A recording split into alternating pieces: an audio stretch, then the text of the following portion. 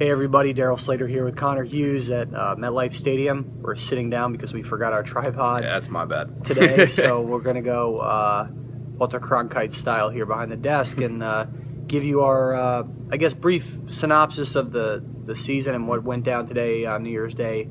Here at MetLife Stadium, Jets beat the Bills in a meaningless game 30-10. The more meaningful thing, obviously, is that the Jets announced after the game that Mike Maccagnan and Todd Bowles will be back next year.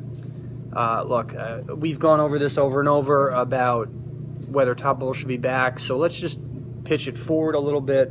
Yeah. What does Todd Bowles have to do in 2017 to make sure he's back for 2018? I think probably the big thing, obviously, if he really wants to ensure he's back, go make the playoffs. I mean, that's kind of like the obvious one, but when you look at this Jets roster, you look at, I think, the challenges that they're going to have to face next year. The playoffs might not be a realistic, goal. I mean, yes, obviously you want the playoffs, you want a Super Bowl, but for this team, which is entering a rebuilding phase, you might not think that that's realistic. So I think the biggest thing for Bowles is that he's got to get this team to a competitive 7-9 or 8-8. He just needs to get better. He needs to improve. This can't be a team that is 4-12 next year. This can't be a team that's 6-10 next year. I think if you are competitive and win some big games and you're kind of like, win 2, lose 2, win 1, lose 2, if you're right around that and good throughout, like you're relevant throughout the year, 7-9 can keep his job. If not, be a relevant, competent 8-8 football team and he'll be back. Otherwise, I think it's going to be a coaching search if this team goes 6-10 or 4-12 next year. Well, yeah, certainly that would be the case for sure.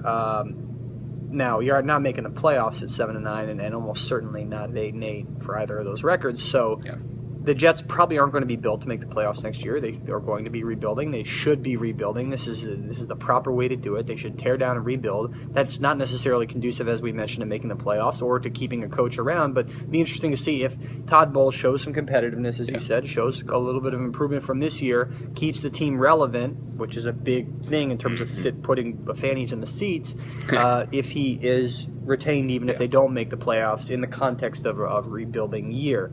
In terms of what he has to do to get this team competent looking again in a rebuilding year, I think some of the particulars in terms of getting to the goals bigger picture goals we just talked about for next year with the relevance, got to get better quarterback play, however you slice it, whether it's bringing in a guy or changing your coordinator, has to be better on special teams. And in terms of the defense, the coverage and the pass rush have to be better as well. They cannot be so ineffective again next year, or Bowles is doomed. So they get better on offense, defense, and special teams, and better coaching, they'll be fine. Yeah, I think other than they'll win the Super Bowl, right? So other than that, they're in great shape as they go into an offseason where they're going to be hacking away at their roster. So we'll have a lot more for you guys tomorrow from Florham Park, Baggy Day, wrap-up day, and the whole thing. So we'll see you guys then.